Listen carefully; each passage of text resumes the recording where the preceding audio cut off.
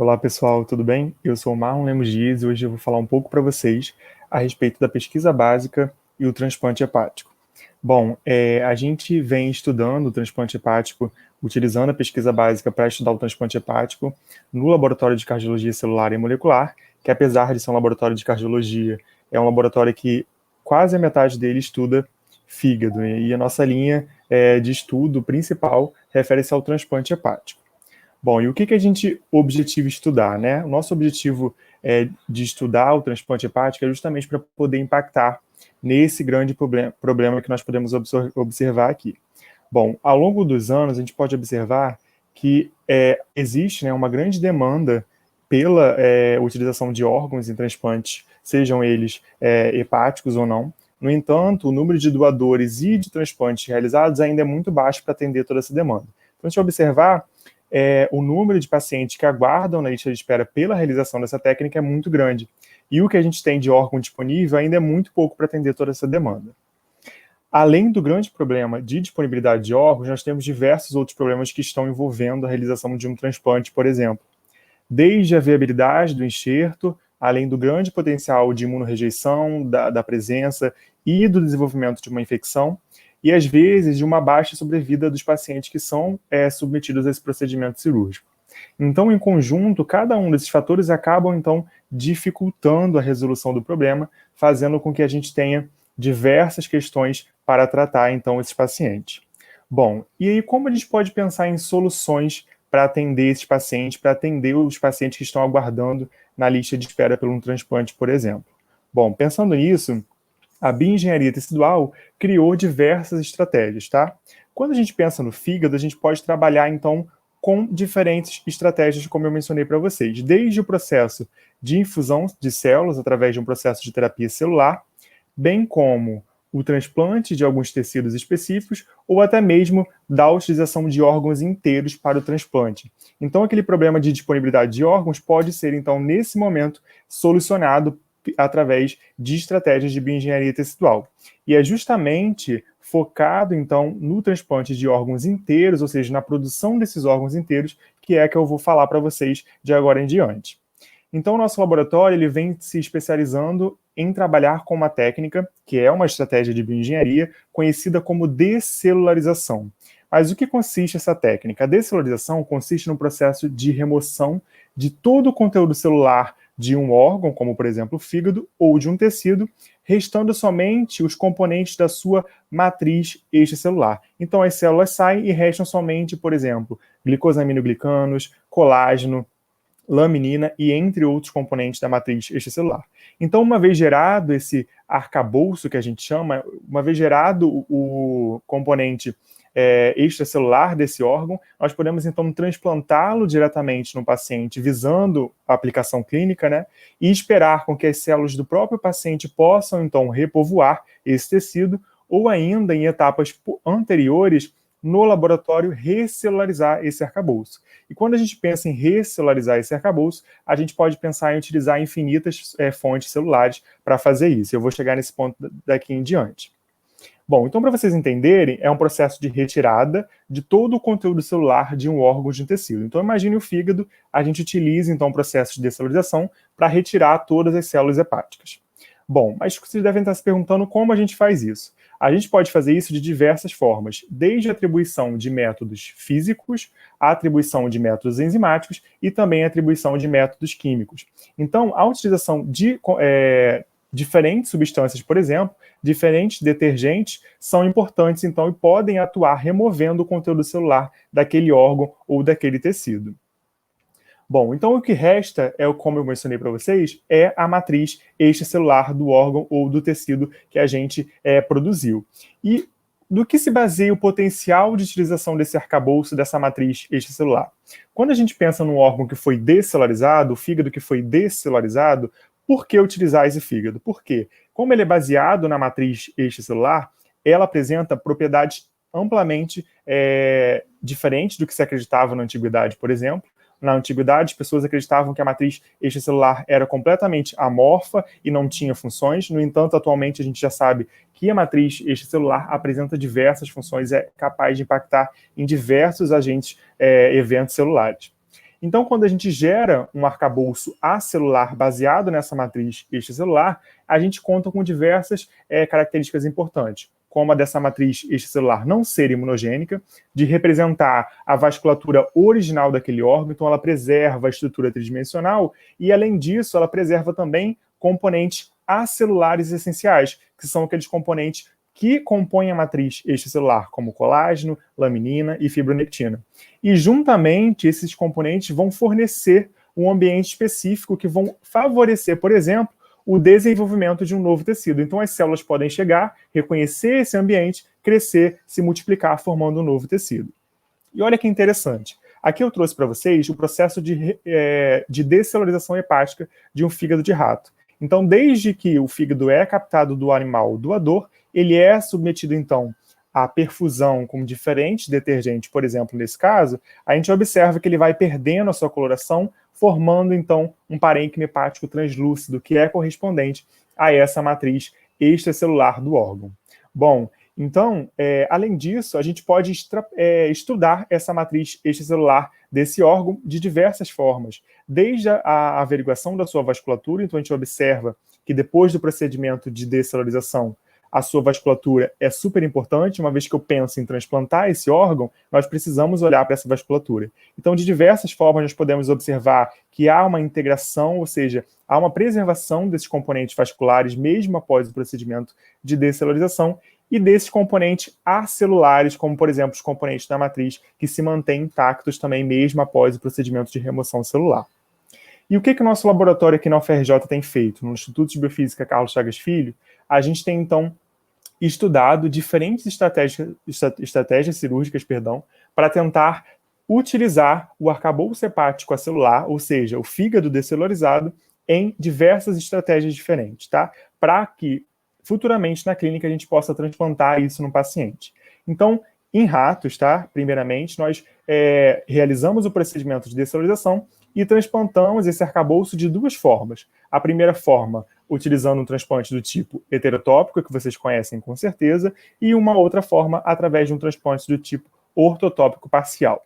E olha que interessante, nós primeiramente realizamos um procedimento cirúrgico para que possamos, então, retirar o fígado desse animal doador. Então, aqui a gente pode observar um enxerto hepático com os vasos que nós utilizamos para realizar o transplante preservados, aqui a veia porta e aqui a veia cava inferior.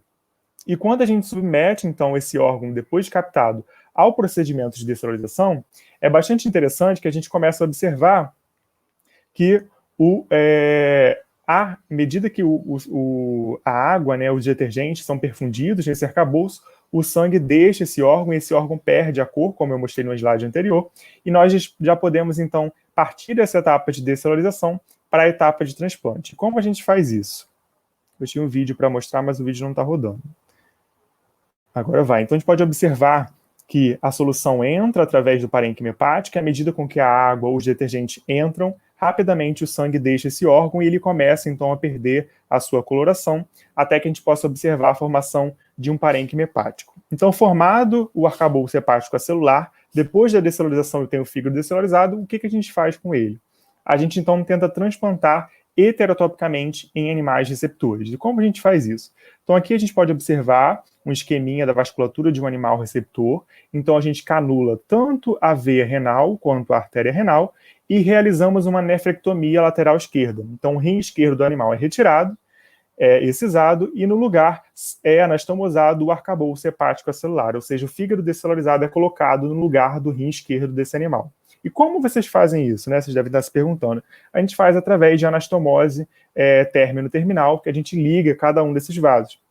Os vasos anteriormente preservados durante a descelularização e o processo de captação, com os vasos no animal receptor também preservados. E olha que interessante. Então a gente mostrou que quando a gente produz esse arcabouço e ele é transplantado, a gente observa que ele passa a se integrar completamente à vasculatura do animal receptor, recebendo o aporte sanguíneo e aumentando completamente o seu volume, tá? E o que é mais interessante ainda, que vocês podem observar, que o arcabouço, como eu mencionei para vocês, é acelular, ou seja, ele é descelularizado.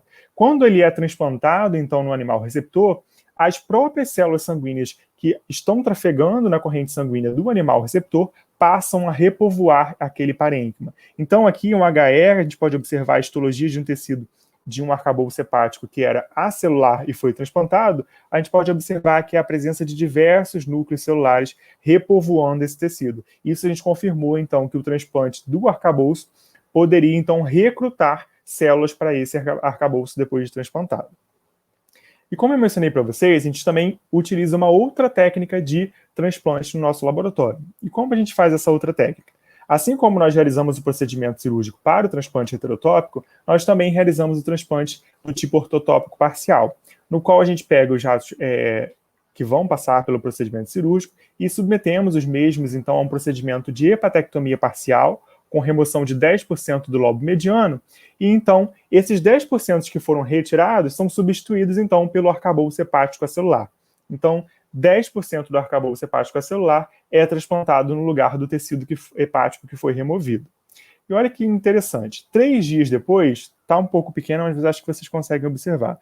A gente observa que o arcabouço transplantado mudou a sua coloração e aumentou o seu volume. Então, o que a gente fez? Metade do lobo mediano foi retirado e a metade foi substituída, então, pelo arcabouço hepático acelular. Então, através de histologia e de colorações específicas, nós conseguimos delimitar corretamente a região de interseção entre o fígado nativo do animal receptor e, então, o arcabouço hepático acelular transplantado. A gente observa exatamente a diferença devido ao aumento, né, devido à quantidade dos componentes da matriz extracelular presente nesse tecido. Então, a gente observa exatamente a região do enxerto transplantado e a região do fígado nativo do animal receptor. Além disso, a gente observou a delimitação, a região de delimitação entre essas duas áreas e que o tecido que, como eu falei para vocês, que aconteceu no transplante heterotópico, que era acelular, foi completamente recelularizado por diversas células. E aqui, em um dos nossos trabalhos, a gente confirmou que haviam, por exemplo, hepatócitos migrando para esse tecido, reconstituindo um novo tecido. Então, o fígado foi submetido a um procedimento cirúrgico no qual o arcabouço acelular foi transplantado e células do próprio animal receptor migraram para esse arcabouço, repovoando esse arcabouço. Bom, então até agora eu mostrei para vocês resultados provenientes da utilização pré-clínica, né? Ou agora não clínica, como a Anvisa quer que nós chamemos. Então, nós podemos observar também que ocorreu uma evolução ao longo do tempo para que modelos mais possíveis de serem utilizados na clínica humana pudessem ser, então, produzidos. Então, aqui eu trouxe para vocês um trabalho bastante interessante no qual esse grupo produziu arcabouços hepáticos suínos acelulares. Então, o fígado do porco foi descelularizado para ser utilizado, por exemplo, em transplante. Então, o que esse grupo fez? Isolou o fígado de um porco e, então, submeteu ao procedimento de descelularização através da utilização de 2 detergentes, que é o Triton e o SDS, os mesmos detergentes utilizados por nós no nosso laboratório nos trabalhos anteriores, para produzir, então, o fígado de porco descelularizado. Então, a gente pode observar aqui a imagem do arcabouço suíno hepático produzido. E uma coisa bastante interessante, que isso que eu mostrei para vocês até agora, foi uma evolução temporal de uns 12 anos na literatura. E aí, às vezes, a gente precisa entender como os problemas foram surgindo e a ciência foi tentando resolver esses problemas. Um dos problemas que nós nos deparamos, tá? Esse trabalho, por exemplo, publicado em 2019 por esse grupo, também se deparou, é o potencial de coagulação sanguínea que ocorre quando esse arcabouço é transplantado. Porque no sistema normal, quando nós temos exposição de alto conteúdo de colágeno, por exemplo, nosso corpo tem estratégias específicas de burlar isso para prevenir sangramentos, por exemplo. E a gente tem, então, a formação de um coágulo. Então, quando vocês pensam que isso aqui está lotado, que esse arcabouço é completamente composto por proteínas da matriz extracelular, nós podemos imaginar que o seu potencial de trombogenicidade é bastante alto. Então, a coagulação sanguínea ocorre quando esse arcabouço é transplantado e ligado, né, à vasculatura do animal receptor. Para tentar romper esse problema, esse desafio, o grupo, então, investiu no processo de recelularização. Então, ao longo do tempo, as pesquisas também estão sendo voltadas aos procedimentos de recelularização desse arcabouço. E o que esse grupo fez foi, então, tentar colocar células endoteliais para prevenir o processo de coagulação sanguínea. E esse grupo utilizou, por exemplo, células endoteliais de cordão umbilical humano, que são as UVECs, né? Através de um sistema de perfusão contínua, que a gente pode observar através dessa cânula, uma vez que o fígado é colocado dentro desse bioreator, é conectado a uma bomba de perfusão e a todo tempo as células ficam sendo, então, perfundidas nesse arcabouço. E depois que eles realizaram o processo de recelularização desse arcabouço, esse arcabouço suíno foi, então, transplantado em animais receptores. E olha que interessante, aqui a gente pode observar uma sequência de imagens do arcabouço, então, que foi transplantado. Ele foi gerado, uma vez recelularizado, foi anastomosado a circulação do animal receptor e liberado, então, um fluxo sanguíneo proveniente dessa circulação. Rapidamente, o arcabouço mudou de coloração, recebendo o aporte sanguíneo proveniente da circulação do animal receptor. E depois vocês podem pesquisar mais profundamente. Eles caracterizaram isso e observaram que esse tecido estava completamente homogêneo. E o que é mais interessante, eles não observaram coagulação sanguínea, uma vez utilizando o arcabouço previamente reendotelizado com as células endoteliais, tá? Então, tanto em relação ao fluxo portal quanto da veia hepática, eles conseguiram observar que havia uma homogeneidade do fluxo sanguíneo depois do transplante desse arcabouço nos animais receptores. E aí, o que eu trouxe para vocês é que para que vocês pudessem imaginar como as coisas aconteceram. Então, inicialmente, os estudos foram realizados em animais menores, de pequeno porte, em ratos. Evoluímos, então, para modelos que pudessem ser extrapolados para a clínica humana, como, por exemplo, a descelularização do fígado de porco, até que nós chegássemos, então, à descelularização dos fígados humanos, tá? E aí, o que é bastante interessante é que, nesse ponto, eu chamo a atenção de vocês para que vocês pudessem observar o título desses trabalhos. A gente tem uma característica bastante comum, é que todos esses primeiros artigos que foram publicados abordando a descelularização do fígado humano foram foram mostrando, no caso, né, diferentes protocolos de descelularização desse fígado humano. Então, inicialmente, os estudos estão mais voltados a produzir o arcabouço hepático acelular, no caso, oriundo de um fígado humano, para que, então, estratégias possam ser criadas para que esse arcabouço possa ser, então, transplantado num paciente. Existe uma grande linha para que a gente possa chegar lá, mas a gente está caminhando e isso vai acontecer. Faltam bastante estudos envolvendo, principalmente, a parte de transplante, diversas etapas anteriores, para que a gente possa chegar no objetivo final, mas a gente vai chegar. Então, observem que diversos artigos foram produzidos buscando produzir arcabouços hepáticos humanos descelularizados, visando mudar os métodos de produção, por exemplo, se eu utilizo detergente ou se eu utilizo métodos físicos para a produção desses arcabouços. E olha que legal, aqui é uma imagem, então, de um fígado humano que havia sido descartado e que o grupo pegou para descelularizar. Então, a gente pode observar a imagem do fígado humano antes e após o procedimento de descelularização, no qual a gente observa, então, a formação desse arcabouço hepático acelular. E aí, como eu mencionei para vocês, existem diversos nortes para que nós possamos trilhar depois que temos esse arcabouço. Um deles refere-se ao processo de recelularização desse arcabouço. Porque eu pergunto, será que só transplantar o arcabouço acelular vai resolver, por exemplo, o problema de um paciente hepatopata? Que tipos celulares eu preciso ter nesse arcabouço para que eu possa restituir, por exemplo, a função hepática desse paciente? E foi pensando nisso que esse grupo mostrou uma prova de conceito, porque se vocês observarem essa referência, esse grupo estava propondo um novo método de descelularização, utilizando o controle de pressão, ou seja, associação de métodos químicos e físicos para gerar o arcabouço acelular. Uma vez gerado, eles precisavam provar e mostrar para a gente, que é leitor, para a ciência, que o procedimento dele foi eficiente em remover o conteúdo celular, mas ao mesmo tempo em preservar os componentes dessa matriz extracelular. E a melhor forma de se fazer isso é recelularizando, mostrando que o arcabouço gerado está apto a fornecer um ambiente propício ao desenvolvimento celular, por exemplo. E o que o grupo fez foi justamente isso. Eles pegaram, então, um dos segmentos hepáticos e recelularizaram utilizando uma câmara de recelularização, utilizando uma perfusão contínua também, através da utilização de células EPG2, de células de linhagem de hepatocarcinoma celular humano. Então, essas células foram infundidas, perfundidas no segmento hepático acelular humano, e depois de um tempo eles observaram a presença dessas células tanto na vasculatura quanto no parênquima hepático desse arcabouço. E com isso, eles confirmaram que o protocolo que eles produziram estava apto a fornecer uma matriz extracelular que de fato funcionará como um arcabouço para, por exemplo, o crescimento de um novo tecido, desenvolvimento tecidual proveniente do processo de recelularização. E aí, quando a gente pensa em recelularização desses fígados, a gente tem diversos desafios, tá?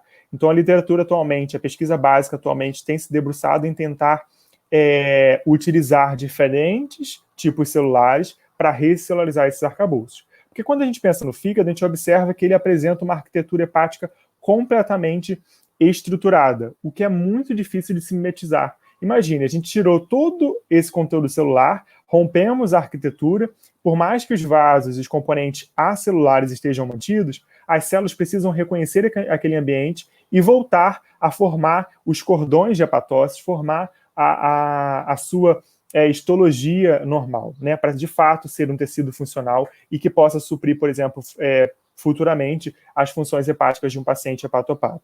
Com isso, a gente pode pensar em utilizar diferentes fontes celulares, como, por exemplo, as células de pluripotência induzida, nos quais elas podem ser diferenciadas em diversos outros tipos celulares, visando, então, o repovoamento, ou seja, a recelularização desses arcabouços.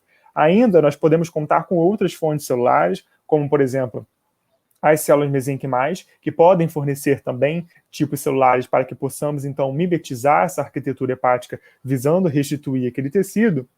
E ainda, um ponto bastante interessante, que ao longo da literatura, ao longo do tempo, foi um pouco deixado de lado, mas que atualmente os pesquisadores têm se atentado bastante a estudar, refere-se ao sistema biliar, por exemplo, tá? Então, quando a gente pensa em fígado, a gente não pode deixar o sistema biliar de lado, uma vez que a gente precisa reconstituir toda essa fisiologia, para que, então, nós podemos utilizar um pool de células, para que nós podemos ter nesse pool de células diferentes tipos celulares para fazer um arcabouço funcional e utilizá-lo, então, num transplante. Produzir um fígado acelular, recelularizar para utilizar, então, no transplante, tá? E aí, além disso, nós também temos outros grandes desafios, até que nós possamos, então, pegar esse fígado humano descelularizado e transplantá-lo em um paciente hepatopata, por exemplo. No primeiro, se refere-se ao grande número de células, uma vez que a gente pensa que o fígado é grande, ele tem quase 1,5 kg, nós precisamos pensar na quantidade de células apropriada para restituir esse tecido, em realizar a reendoterização, como eu mencionei para vocês, como foi feito lá com o fígado de porco, além de fornecer cada um dos fatores que possam manter a viabilidade celular, como, por exemplo, fatores de crescimento, quantidade de oxigênio e de nutrientes necessários para essas células crescerem e repovoar aquele tecido. E quando a gente pensa diretamente na terapia no paciente hepatopata, a gente não pode deixar com que, quando esse arcabouço for, então, seja transplantado no paciente, que ocorra, por exemplo, reação trombogênica, que forme trombos ou coágulos. A gente não pode deixar que isso aconteça. Além disso, a gente tem que assegurar que o procedimento de descelularização foi eficiente em remover o conteúdo celular e produzir, de fato, um órgão acelular para que ele não possa ser imunogênico, tá? Senão a gente perde completamente o conceito e o objetivo dessa utilização. Além disso, a gente precisa, então, dar a quantidade de células suficiente e os tipos celulares que existem no fígado para esse novo tecido, para que ele possa ser funcional, que ele possa suprir, as funções hepáticas do paciente que o receber, tá? E esse é, então, o grande objetivo da bioengenharia hepática, é aonde a ciência, aonde os cientistas que estudam a bioengenharia hepática estão caminhando no momento, para que possamos unir o transplante de órgãos com a medicina regenerativa para impactar, de fato, nos dois grandes problemas que eu mencionei para vocês, tanto na lista de espera, na disponibilidade de órgãos, quanto também do uso de imunossupressores. Então, a utilização desses arcabouços representa um grande potencial de utilização para que possamos, então, agir diminuindo tanto o número de pacientes que aguardam nessa lista de espera, quanto dos pacientes que precisam tomar os imunossupressores pós-transplante. Uma vez utilizando esses órgãos, a gente acredita que a gente vai eliminar completamente esses dois grandes problemas. Bom, eu deixo aqui meu muito obrigado e eu peço que vocês, se tiverem dúvidas, possam me encaminhar por e-mail, que estejam abertos a mandar qualquer tipo de consideração para o meu e-mail, tá bom? Muito obrigado pela atenção.